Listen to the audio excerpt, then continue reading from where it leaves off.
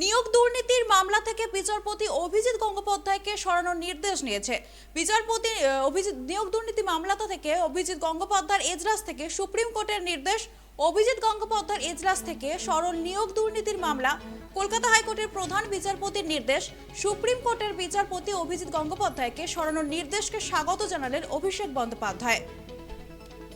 নিয়োগ দুর্নীতি মামলায় কলকাতা হাইকোর্টের বিচারপতি অভিজিৎ গঙ্গোপাধ্যায়কে সরানোর নির্দেশকে স্বাগত জানালেন অভিষেক বন্দ্যোপাধ্যায়।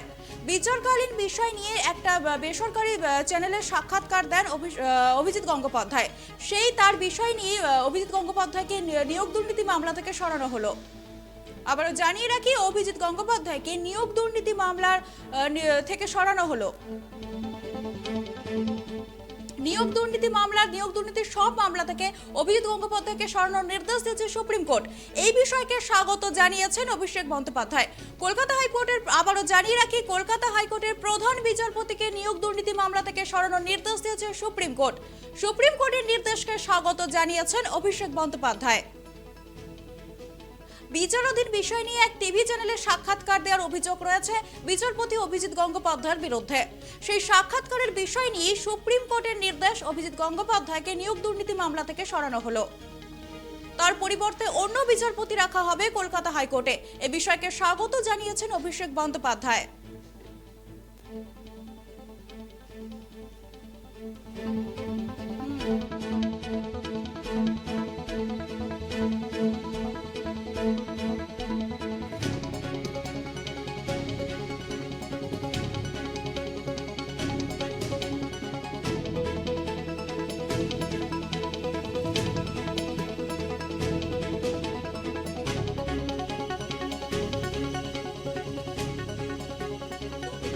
বিচারপতি অভিজিৎ গঙ্গোপাধ্যায়কে সরানোর নির্দেশ দিয়েছে সুপ্রিম কোর্ট। এ বিষয়কে স্বাগত জানিয়েছেন অভিষেক বন্দ্যোপাধ্যায়। এ বিষয়ে বিস্তারিত জানাবে নিউজ রুম থেকে আমাদের প্রতিনিধি রয়েছে গৌতম দা। গৌতম দা, এই বিষয়ে তোমাকে জানতে চাইবো যে অভিষেক বন্দ্যোপাধ্যায় সুপ্রিম কোর্টের নির্দেশকে স্বাগত জানিয়েছেন, তো এই বিষয়ে একটু বিস্তারিত জানাও আমাদেরকে। দেখো তৃপ্তি, প্রথমেই তোমাকে যেটা জানাবো যে এটা সম্ভাবনা উঠেছিল, এই সম্ভাবনা উঠেছিল যে বিচারপতি গঙ্গোপাধ্যায়ের এজলাস থেকে নিয়োগ মামলা সেটা সরানো হতে পারে। কেননা ইতিমধ্যেই এই বিষয় নিয়ে একটা মামলা করা হয়েছিল, যে মামলা সুপ্রিম কোর্টে করা হয়েছিল।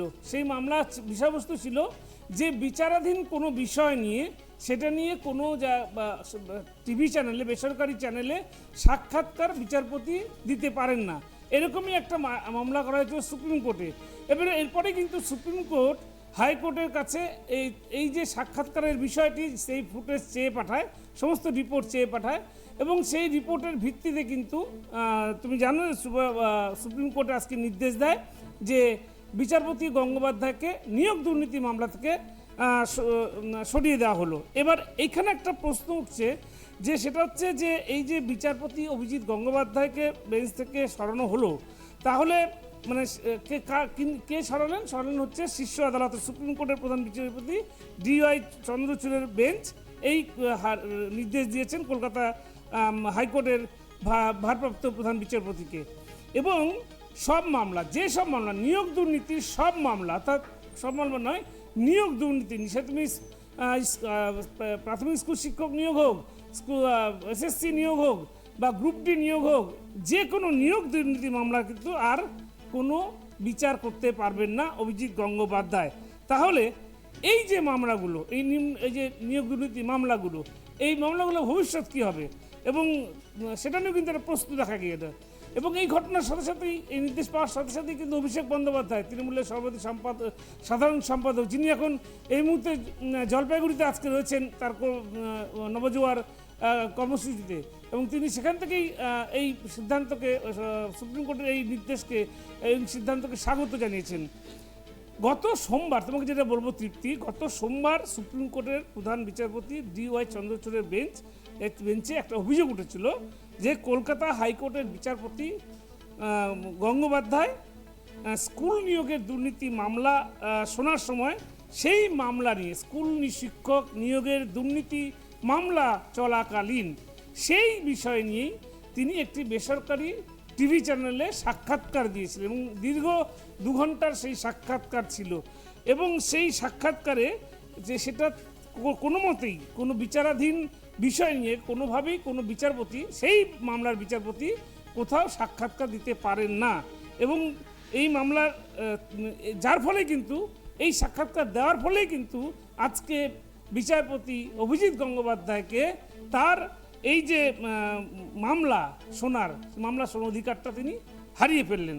এবং এখন দেখার সেক্ষেত্রে যে এই মামলাগুলো যে নিয়োগ দুর্নীতি মামলায়, সেই নিয়োগ দুর্নীতি মামলায় কাকে বসায় হাইকোর্টের ভারপ্রাপ্ত প্রধান বিচারপতি, সেটা নির্ভর করছে হাইকোর্টের বিচারপতির উপর। অভিজিৎ গঙ্গোপাধ্যায়কে আর নিয়োগ দুর্নীতি মামলা রাখা যাবে না। এই বিষয়টা নিয়ে কিন্তু ইতিমধ্যেই শোরগোল পড়ে গিয়েছে রাজ্য রাজনীতিতে। তুমি জানো যে তৃণমূল অর্থাৎ রাজ্যের শাসক দলের বিরুদ্ধে নিয়োগ দুর্নীতি মামলা ইতিমধ্যেই পার্থ চট্টোপাধ্যায়, মানিক ভট্টাচার্য থেকে শুরু করে সমস্ত আমলা, সুবীরেশ ভট্টাচার্য, এই সমস্ত আমলারা এবং মন্ত্রীরা এবং বেশ কিছু তৃণমূলের এজেন্ট তারা কিন্তু জেলবন্দি রয়েছেন এই নিয়োগ দুর্নীতি মামলায়, একদম পার্টিকুলারলি নিয়োগ দুর্নীতি মামলায়। এবং যেটা সিবিআই তদন্ত চলছে, ইডি তদন্ত চলছে, সেই মামলারই কিন্তু বিচার চলছিল বিচারপতি অভিজিৎ গঙ্গোপাধ্যায়ের এজলাসে। এবং তিনি বেশ কিছু গুরুত্বপূর্ণ সিদ্ধান্ত নিয়েছিলেন। বেশ কিছু শিক্ষকের চাকরি চলে গেছিল এবং চাকরি বরখাস্ত করা হয়েছে। এবং যেই সিদ্ধান্তগুলো নিয়েছিলেন সেই সিদ্ধান্তকে কিন্তু ঘিরে কিন্তু বেকার যুব সমাজের মধ্যে যারা চাকরি পায়নি, চাকরি প্রার্থীরা, তাদের মধ্যে কিন্তু ব্যাপক সাড়া পড়েছিল। শুধু নয়, সারা রাজ্যেই কিন্তু সাড়া পড়েছিল যে বিচারপতি গঙ্গোপাধ্যায়ের নামে কিন্তু একটা জয়ধ্বনি পড়ে গিয়েছিল। কিন্তু ঠিক সেই সময় বিচারপতি গঙ্গোপাধ্যায় তিনি যেটা করেছেন সেটা হচ্ছে যে এই মামলা প্রসঙ্গেই তিনি একটা বেসরকারি চ্যানেলকে সাক্ষাৎকার দিয়ে ফেলেছেন। এবং সেটাই হয়ে গেল আজকে তার এই সরে যাওয়ার প্রধান অন্যতম কারণ, এবং যে কারণেই তাকে আজকে সরতে হলো। এবং এই ঘটনাকে নিয়ে, নির্দেশকে নিয়ে স্বাগত জানিয়েছেন অভিষেক বন্দ্যোপাধ্যায়। স্বাগত জানিয়েছেন এই কারণেই যে একজন বিচারপতি তিনি কখনোই যে মামলার তিনি বিচার করছেন সেই মামলা নিয়ে বেসরকারি চ্যানেলে সাক্ষাৎকার দিতে পারেন না, বাইরে কোথাও কথা বলতে পারেন না। সেই যে সুপ্রিম কোর্ট যে এই মান্যতা দিয়েছে, সুপ্রিম কোর্ট যে এই ব্যাপারটা জানতে পেরেছে এবং জানতে পারে এই যে নির্দেশ দিয়েছে, সেই নির্দেশকে কিন্তু স্বাগত জানিয়েছেন অভিষেক বন্দ্যোপাধ্যায়। তৃপ্তি, ধন্যবাদ গৌতম এই বিষয়ে আমাদেরকে বিস্তারিত জানার জন্য।